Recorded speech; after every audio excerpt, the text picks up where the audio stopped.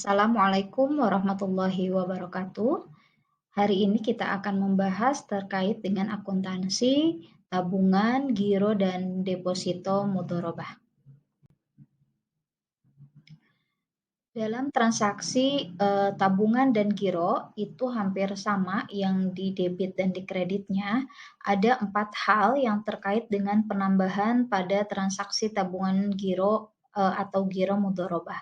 Yang pertama adalah setoran tunai nasabah, yang kedua adalah transfer dari kantor cabang lain ke rekening nasabah, yang ketiga adalah transfer dari bank ke rekening nasabah, dan yang keempat adalah penerimaan bagi hasil mudharabah ke rekening nasabah. Ini adalah contoh transaksi yang pertama, tanggal 2 Juni, Bank Almahda Syariah, cabang Ciumbuluit menerima setoran tunai tabungan mudharabah sebesar 3.500.000 atas nama Husna. Maka debitnya adalah kas bertambah 3.500.000 dan kreditnya bertambah tabungan mudharabah atas nama Husna 3.500.000. Transaksi yang kedua, tanggal 8 Juni 2022, Husna menerima transfer sebesar Rp500.000 dari rekening tabungan rekening nasabah lain, yaitu dari Bank Almahda Syariah cabang Buah Batu. Maka yang didebitnya bukan kas, melainkan rekening antar kantor cabang Buah Batu, dan kreditnya tabungan mudharabah Husna bertambah 500. Jadi dari dua transaksi ini semuanya bertambah, baik itu kas yang ada pada bank, tabungan mudharabah, dan rekening antar cabang di cabang lain. Kemudian yang selanjutnya adalah dua transaksi terakhir yang terkait dengan penerimaan setoran dari beda bank. Nah, di sini tanggal 12 Juni 2022 Husna menerima kiriman dari nasabah Bank Syariah Al Barokah sebesar 1.500.000. Jika terjadi pengiriman di beda bank, baik itu bank konvensional ataupun bank syariah, maka yang dikredit adalah yang didebit adalah giro pada Bank Indonesia. Nah, mohon maaf, di sini harusnya yang didebitnya adalah giro pada Bank Indonesia dan yang dikreditnya adalah tabungan mudharabah sebesar Rp1.500.000.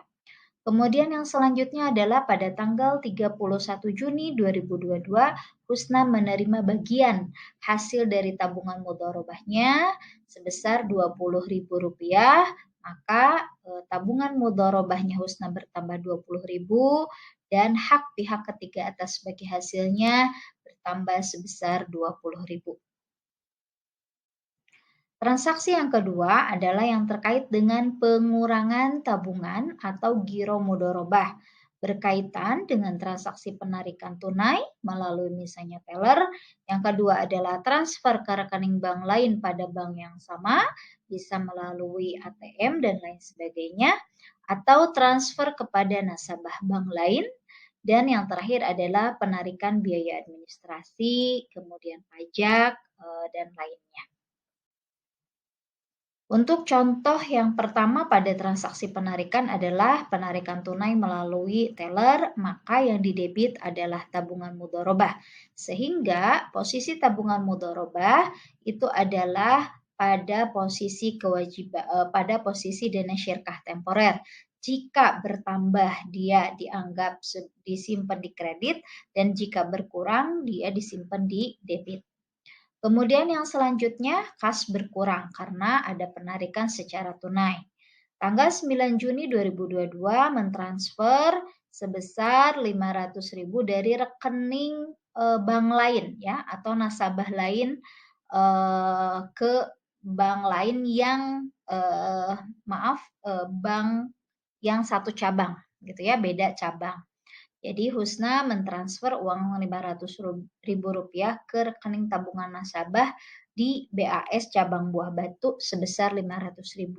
Maka tabungan mudharabahnya didebit dan yang dikreditnya adalah RAK cabang Buah Batu. Selanjutnya adalah transaksi ketika mentransfer dari bank lain, maka yang dikredit ini mohon maaf Seharusnya yang dikreditnya adalah tabungan mudharabah, yang didebitnya adalah giro pada Bank Indonesia sebesar 250.000.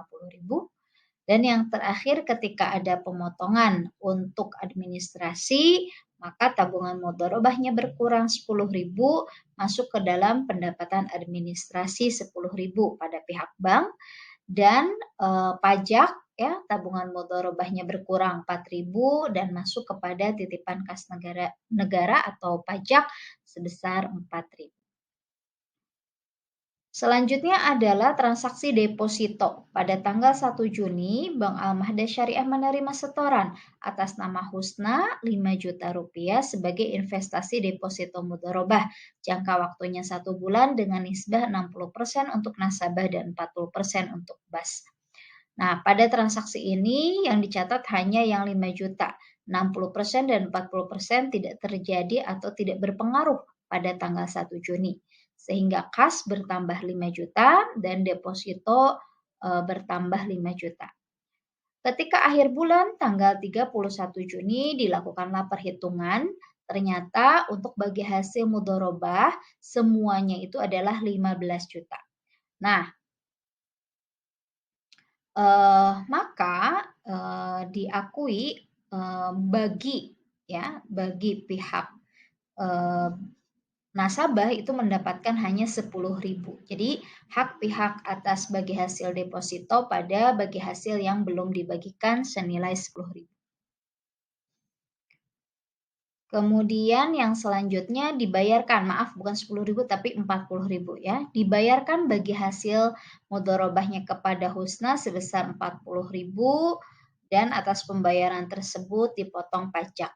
Nah, maka yang tadi didebet sebelumnya yaitu 40.000 dan tabungan mudharabahnya juga berkurang